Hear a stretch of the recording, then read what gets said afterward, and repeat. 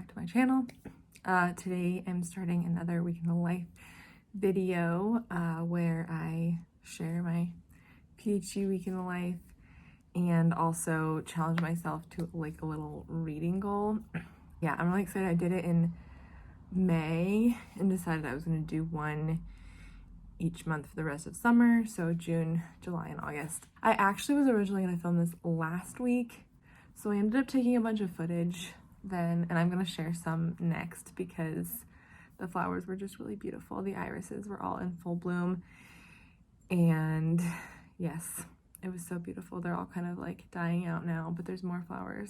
I think it'll be another great week, but I am going to show some of that footage first and then get into this week.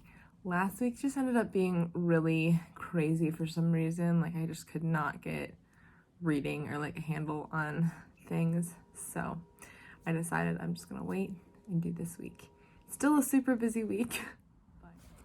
Okay, so it is Monday morning and I have a couple of emails to send for UPR stuff, Utah Public Radio. So just like reaching out to some contacts about stories, and I'm gonna do that this morning. And then I have a meeting. We have our news meeting where we just check in about what everyone is working on. Then I need to work on some edits I received on a paper. I might take like a lunch break, go on a walk, do some reading, and then this whole week, my focus is going to be on an analysis that I am working on for one of my chapters.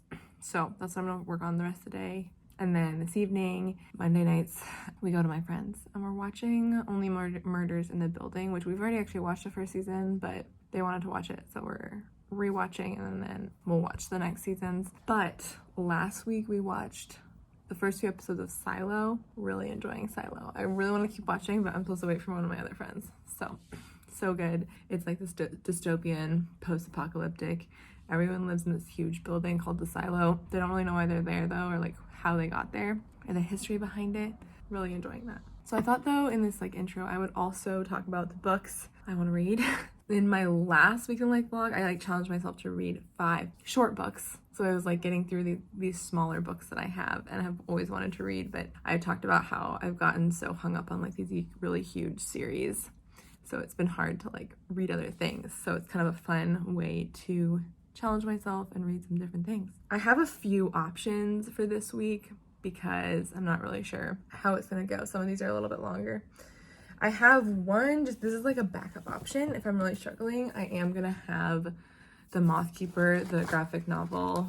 I didn't do any graphic novels last time, but it's kind of nice to have that maybe to break things up if I'm really struggling. That's gonna be like my little backup. And then my like number one, we'll start like the one I'm gonna start today, is This Is How You Lose the Time War. It's under 200 pages and I have heard nothing but great things about it. I have a close friend who loves this book and has been recommending it to me for so long, so I feel like I really need to read it. It's just under 200 pages and it's like pretty, I feel like this is doable for sure. I'm very excited about that. I will read the back of this one just because I am going to start it today. In the ashes of a dying world, Red finds a letter marked "Burn before reading." So begins an unlikely correspondence between 2 rival agents in a war that stretches through the vast reaches of time and space. Red belongs to the Agency, a post-singularity technotopia. Blue belongs to Garden, a single vast consciousness embedded in all organic matter. Their pasts are bloody and their futures mutually exclusive. They have nothing in common, save that they're the best, and they're alone. Now what began as a battlefield boast grows into a dangerous game, one both Red and Blue are determined to win. Because winning's what you do in war, isn't it? It just sounds so perfectly up my alley, and I'm very excited to read it. And then, so this is where I have a couple of options. For sure, I'm gonna read these 2. Convenience Store Woman by Sayaka Murata, which I've been wanting to read for a really long time, and I picked up at Book People's in Austin back earlier this year. So I really want to read that. Also, A Mercy by Toni Morrison. I'm very excited to read this and I want to prioritize it. However, I'm a little worried about reading it in a week where I'm trying to read 5 because I think it's going to be a little heavier. It's about 200 pages as well. I've yet to read any Toni Morrison. I've wanted to for a long time. So that is 3 if we're not counting that first one. This is where I'm not super sure. I think one of them will definitely be All Systems Red by Martha Wells. I've had this on my shelf for so many years. I actually got it because I was doing John Green's like Life's Library. So I got it forever ago. It was like, I don't even know. I feel like it was 5 years ago and I haven't read it. It is sci-fi. I think it's 150 pages. This is maybe kind of like the least likely I'll choose. Maroons is the second one in the Grievers series, which I started in the last challenge I did like this.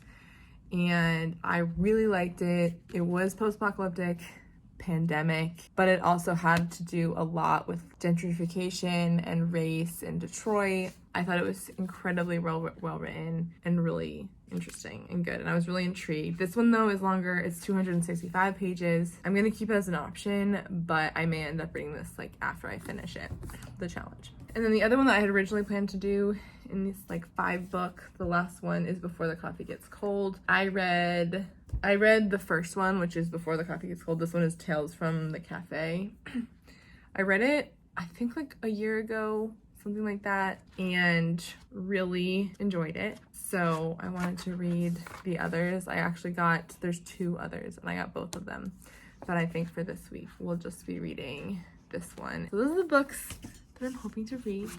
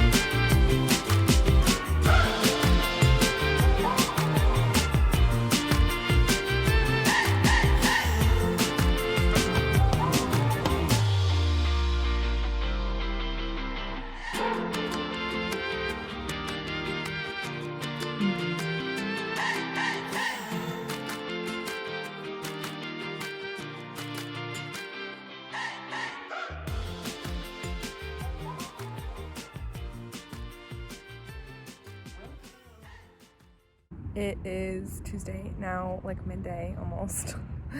Did not intend for it to get this late. I did a little work this morning, but I said I would let myself read for an hour, and I just like kept reading and finished. Luckily for grad school schedules, but oh my god, I am so blown away. I am so sure this is going to be one of my favorite books from the year. It was so good. It's amazing. This is how you lose the time war. I read the back of it before, and it's about red and blue, and they are 2 different agents in this like war that like spans time and space in a way that I have never read before. So the beginning, I read the first 30 pages last night, and I think the reason I didn't get totally hooked then was because it spans time and space in this way, it's a little bit confusing at first. But oh my gosh, it is so beautiful. Like the writing, I cannot even describe it. It's just so good. Such good writing. I love like the time and space aspect. Like they both like travel through time and like end up sending each other these letters through different mediums. It's insane. It's so good. It's a love story. It like totally pulled my heart on my heart. Like I just like so good. So good. So every single chapter is like from alternating perspectives. One will be from reds and then one will be from blues. It'll be like about them finding a letter from the other one. And then the next part will be like the actual letter. So good. Like oh my gosh, definitely a favorite. Just by so far. I feel like this is what reminds me, like I've been reading a lot of like good books, but nothing that like really reached that like 5-star blow my mind, and then you read one and you're like, all right, so this is it, this is like what that is. So this was one. It was just so good. I like knew I would like it, but like, oh god, totally blew my expectations out of the water. Yeah, now I'm a little behind though because I'd hoped to get some stuff done before lunch and it's like 11:30. I'm gonna eat a little bit of food. Hi, someone's so cuddly. And do some emails and then go on a walk. And I think by 1, I'm gonna try to be working on my analysis again. So that's what's going on today. I just feel like I need a whole day to recover. You know what I mean? Like I'm just like, oh my god, I can't stop thinking about it. I don't have time to do any of that, so gotta work. Tonight we have like a dinner friend thing, and hopefully I'll get like a tiny bit of footage from that. It's a little bit earlier in the evening, so I'm hoping I will have time to start something new this evening, but we'll see how I'm feeling. All right, so that's my reading update. Just completely mind blown. So good.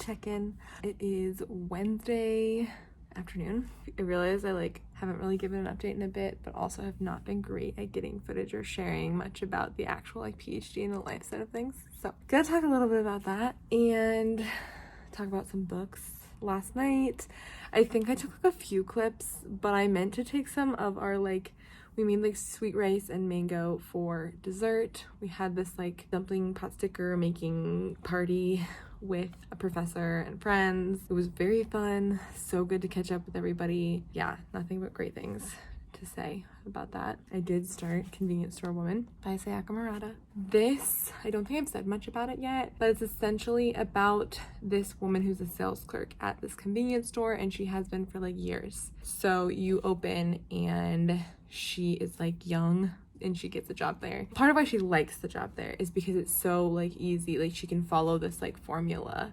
She has struggled her whole life with fitting into society, and that's kind of a really common theme in Sayaka Murata's books. So Earthlings is this really crazy, interesting but crazy book that also deals with kind of not feeling like you fit in, and it's having a hard time fitting into society, not knowing how to act, respond. When she's a young kid, she does some things that to her are normal and it makes sense, but really not okay, in society standards. So Earthlings was about kind of going against society standards and rejecting it, doing their own thing. I think Convenience Store Woman is more about conforming, finding these rules via this convenience store and this work, and then following those rules. But also thinking about that, and throughout it thinking about being a cog in society. I'm a third of the way through right now, and it's been going pretty quick, so hoping to finish this tonight. But I do have to pick my friend up from the airport, so. Okay, so I got a phone call while I was filming that last bit, and just got distracted by things. So I think I was talking about Thanksgiving updates last night, reading. Today I had a Utah Public Radio story that needed to be out that was breaking news, so I had to get it done quickly. So there's kind of different types of stories, at least at UPR because we're not like we don't do like just breaking news like we do, especially as a science reporter. I do a lot of stuff that like is kind of more informational and I take a little bit more time on and like doesn't have to be like out right away. But occasionally I'll do one that's like, this happened this day or this is about to happen, and then that's like usually kind of urgent. So I had an interview this morning, wrote a script right after that, and then it went through edits, and then I went to produce it. So it was just like really quick turnaround. And they're fun, but it's like a little more high pressure and I have to like do it. And I don't really, like, it didn't get a lot of other things done today. So a lot of other emails and stuff, but still have a lot of grad school stuff to do this week. So I did tell our news director that I'm like, tomorrow, Thursday and Friday, I am out for UPR stuff. I have to work on my dissertation. So that's the plan. I was supposed to go mountain biking with some friends this evening at 6, but we've just had this insane weather and it was like raining so hard right about then, which also makes the trail really muddy. So we switched to next week. So I had a little more time. Do you remember how we kissed in the kitchen as the coffee poured? By the end my face was sore from your stubble, but I still wanted more. And all the miles that we spent in the air, where we're going I don't care. I'm just so glad that you were there that night in the restaurant, because I got to say, so I'm in love with you, what are we gonna do? So I'm in love with you, what are we gonna do now? Okay, so few updates.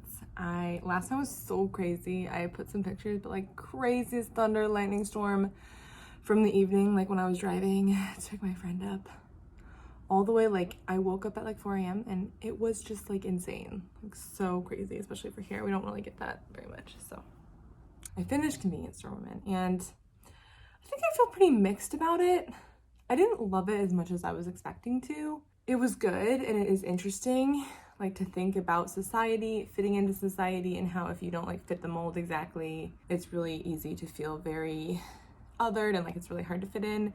And this is about this woman like who finds a way to fit in even though she feels very different and is kind of ostracized in a lot of ways. But I think the thing that I had a hard time with was, I can't remember exactly where, but there's this like male character that's introduced and he has similar issues and struggles with the society that she does, but in different ways, like that manifests in different ways. The way he speaks to her, speaks to women, like I get that that's part of his character and his like problem in fitting into society, but like it really bothered me and I had a really hard time with that. So but that was hard because it's like part of the plot, but I think it took away from, just for me personally, I just really had a hard time with how he was speaking to women and about women and people that are just like not men. So that was a struggle for me. But there's also like kind of reason that it's like done that way. So I just like had a little bit hard time of reading that. Overall, pretty good. Of course, Sayaka Murata's writing is great and always very like philosophical and interesting. I think I prefer Earthlings, which is surprising because it's way more disturbing, but yeah, I don't know, like maybe it's just because it's more like outwardly disturbing, so it's like easier for my brain to like think about it and classify it, whereas like this is a little more subtle of like not fitting in. But I thought it was really interesting to think about like the main character, her relationship with the convenience store and how she finds a way to like be a part of society through that. So I was gonna start A Mercy next because I really wanted to read that one. That was like on the top of my list to get through. However, problem is I just got a package today and one of my most anticipated releases of the year came out. So I'm gonna share that because I feel like I'm gonna have a really hard time not reading that this week, so it might happen. So,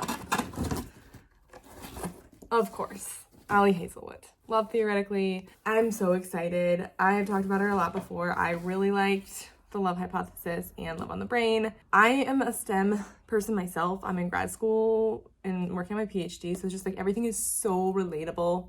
Mostly. There are some things in The Love Hypothesis that were not relatable at all to me, particularly to do with the relationship in it. I was like very confused by that, but that's not what I'm here to talk about. Overall, really have loved her novels. Had a hard time with the novellas. I think it's just because there was like less time to develop them, so it felt like the parts that I like about her novels were just like not there in the novellas. Anyway, so Love Theoretically, I'm so excited to read this. It's been a while because I like pre-ordered it a while ago, so I'm not even sure. I'm gonna just go ahead and read the back. The many lives of theoretical physicist Elise Hanaway have finally caught up with her.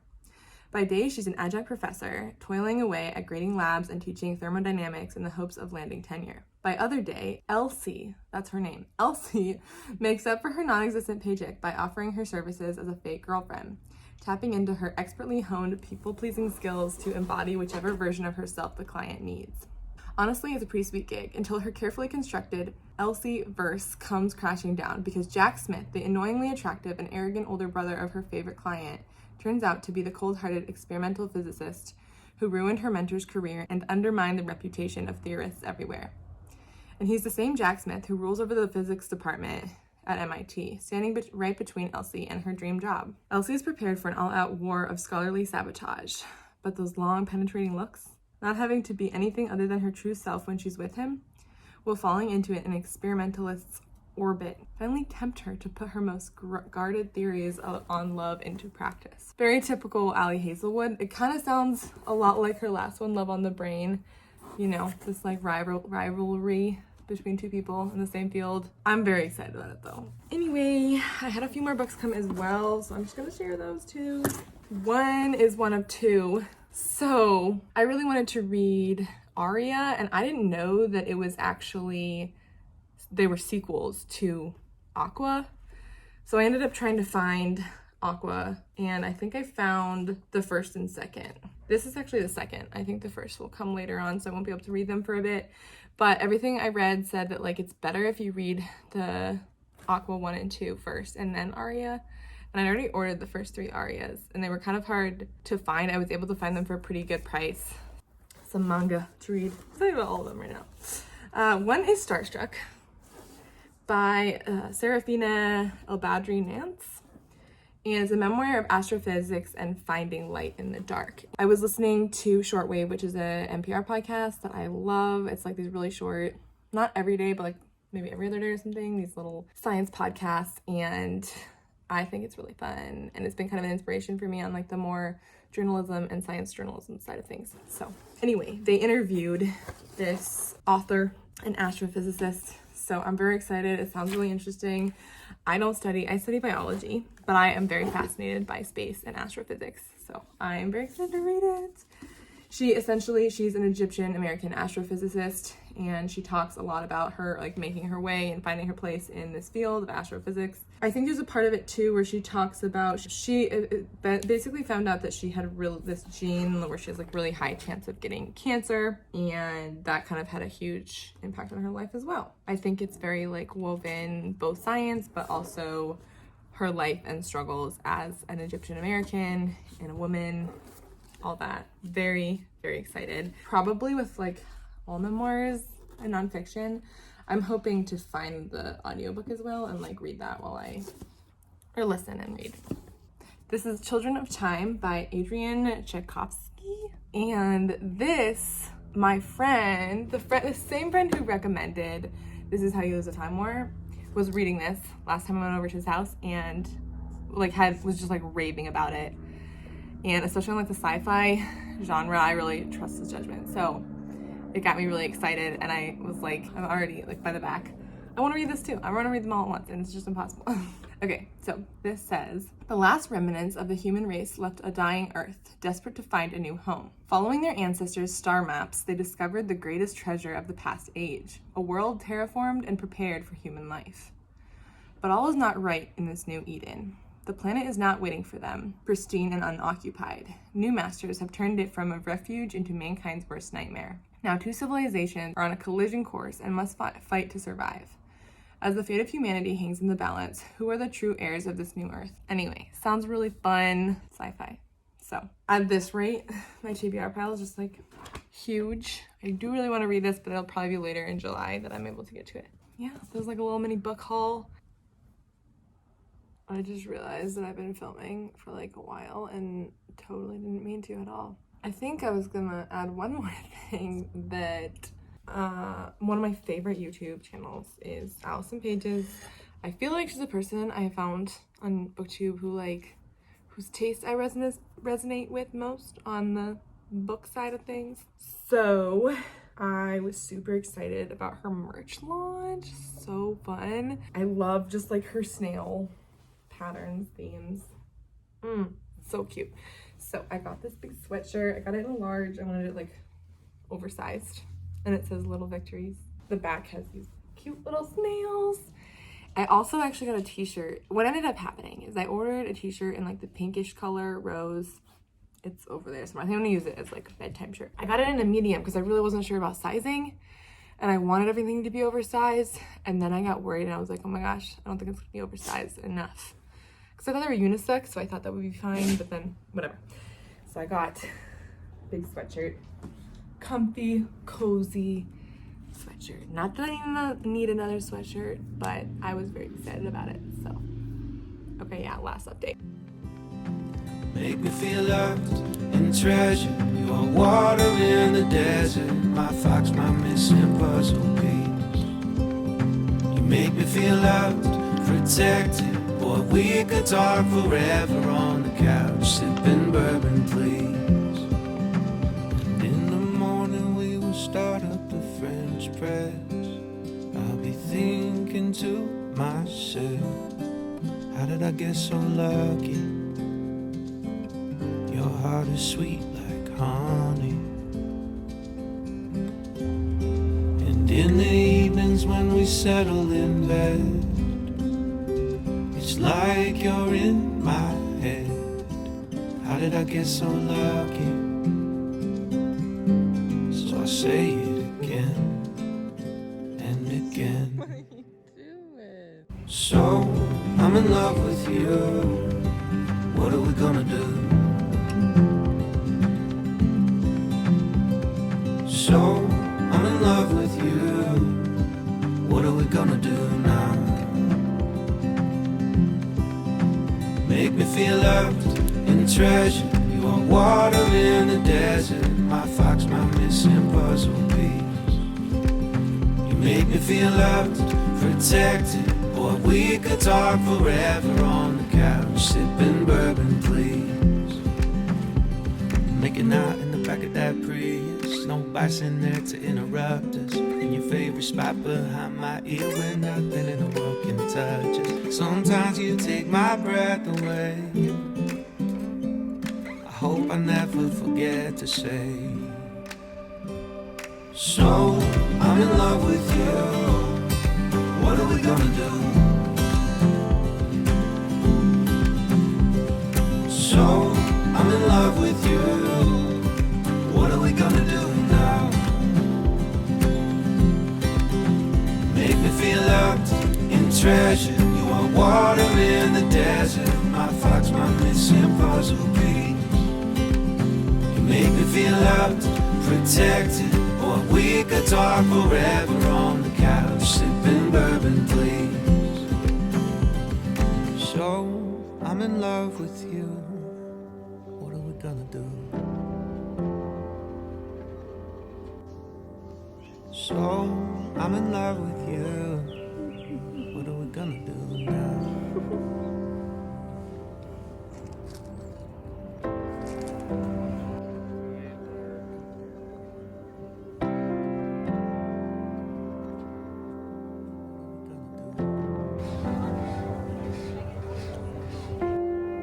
So I'm in love with you.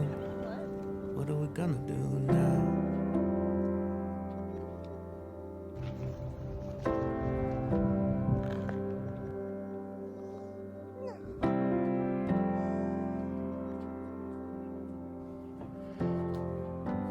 Okay, very quick update. We have a friend's birthday party very soon, so we're gonna go have dinner and then we're doing this like firefly walk thing tonight. It's Saturday night, but I just wanted to do a quick like book update, regular update. First of all, I guess yesterday I worked, read a little bit, not as much as the other days, but yeah, today I woke up, read a little bit more of A Mercy by Toni Morrison, and did a little bit of work. Then we went to the farmer's market and did a couple of other errands. That was fun. And then we went home and our friends showed up as a surprise, so that was like very fun. I spent some time making a salad for tonight. Our friends like potluck birthday party. So yeah, okay, quick reading update because it's been a little while. Finished The Moth Keeper, so cute, very wholesome, Tea Dragon Society vibes, loved it. Pretty much nothing to complain about. I would say I think I like Tea Dragon Society slightly more, but that's just preference, like nothing to do with any of it, really. Okay, I also finished Love Theoretically, and I have so many thoughts on this, so I'm debating making an entire video, and I don't know, I can't decide, because I like it's fun, enjoyable read. I got through it pretty much in one sitting, but I will say it's pretty formulaic to her other books, so if that's not something you vibe with. To me, it felt like kind of a mix between the other two, like the romance is very similar to the first one, but some of the plot was a little bit similar to the other one, and like the whole enemies rival thing. Anyway, kind of predictable in that sense. And I did in this one, there were some really interesting topics discussed in regard to academia and other stuff. Sorry, Hazel's barking in the background. But I had some more issues with it that like I was a little confused. I think I was just confused because like in my experience in academia, the people I know did not just found it really not very plausible. A lot of it has to do with the adjunct and her having like teaching a million different classes. Like that's just like is literally not possible. And I also didn't think that you could work for that many universities. It just like didn't really make sense. There's some things pretty low stakes though, like it's a book. But I did take a little bit issue with kind of how she's been portraying teaching. I was just like a little disappointed in that because I feel like while she's trying to like debunk and like talk about these problems in academia, I felt like it was kind of also at the same time a problem, like in that she was talking about this thing in academia that, I don't know, the whole like white pillar exclusivity, some like really not great views in terms of how people see like tenure positions versus adjunct, how people see teaching.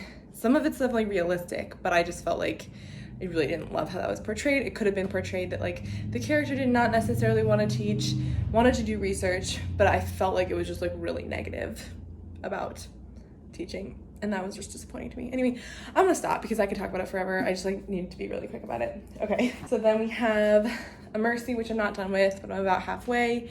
Really liking this. The writing is brilliant. Like I want to say like I'm loving this, but at the same time, like I am, but it's hard material and it's like definitely makes me really angry. So yes, it's about like 1600s slave trade. It just makes you really mad at white people, particularly white men. Maybe we'll talk about it more later when I finish it, but definitely really good. I did want to share it yesterday night. I ran through all my bookshelves to do a little unhaul. I'm not gonna do like a whole unhaul of all these. I did realize I have a really hard time getting rid of books because I feel like if there's any chance, even if I know I won't read it for a long time, I'm like, why get rid of it?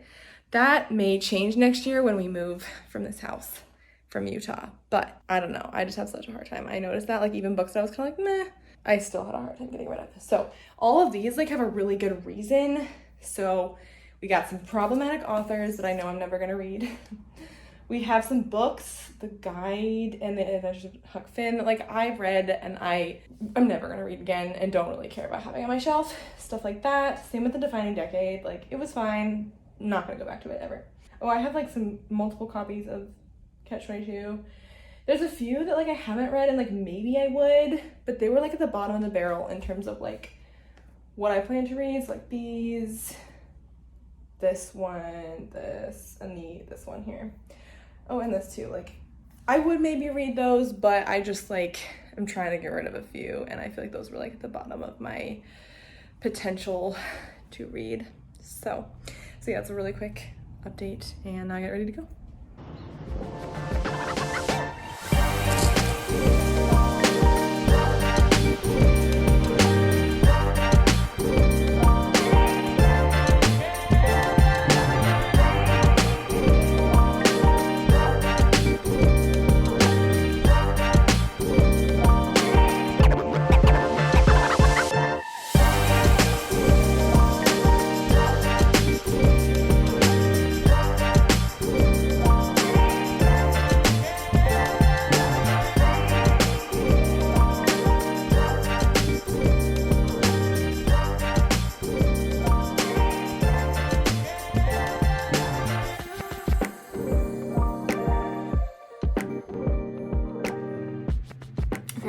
just gonna do a very quick wrap up of this. I never really talked about A Mercy, and I did finish it.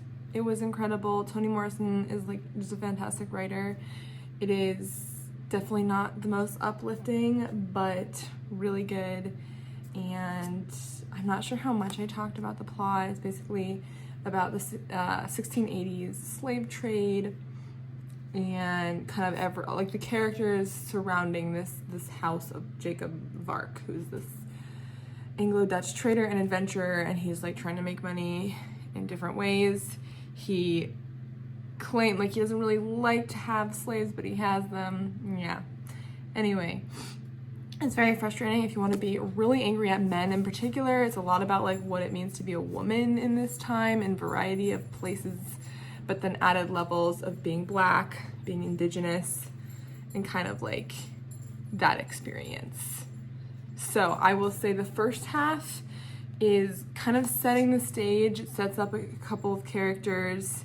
It talks about, it's mostly about this this Black woman who is a slave in this house named Florence, who Jacob Vark accepts as payment for a debt because this person can't really pay any other way, so he kind of reluctantly accepts it, and so she joins the household, and it's about her experience. Her mother actually like kind of offered her, was like, you like, because they wanted to take her mother, and so it's kind of also a lot about motherhood, these mother-daughter relationships. But Florence, it also gives backstory for Lena, who is this Indigenous woman in the household, and also the mistress of the house, I think her name is Rebecca, and how she like didn't meet her husband at all and was kind of, yeah, just brought to the US to be married from Europe. Anyway, so if you want to be really mad at men and frustrated by history, because that's definitely kind of what this is, but it also highlights some really important things, and this was my first Toni Morrison, so I will definitely be reading more. And yeah, I just want to wrap this video up. I mostly talked about books this whole time. I definitely did a lot of like work and other things and showed some clips here and there. I just find like when I work, it's like a lot harder to think about filming that. But hopefully in the future, maybe I'll do like a much more like talking about grad school vlog. This was, yeah, mostly reading. I had a great reading week though. Like most of the books I really liked. This Is How You Lose the Time War, by far my favorite, just like new favorite, loved it so much. Really loved A Mercy, really loved The Moth Keeper. I'm trying to remember what else. Oh, A Convenience Store Woman, and then loved Theoretically. So I would say a Convenience Store Woman and Love Theoretically were probably like my least favorites that I read in the past week, but still really enjoyed Convenience Store Woman. And I had a really good time reading Love Theoretically, just like, you know, had some particular issues with it, but which I won't go into again.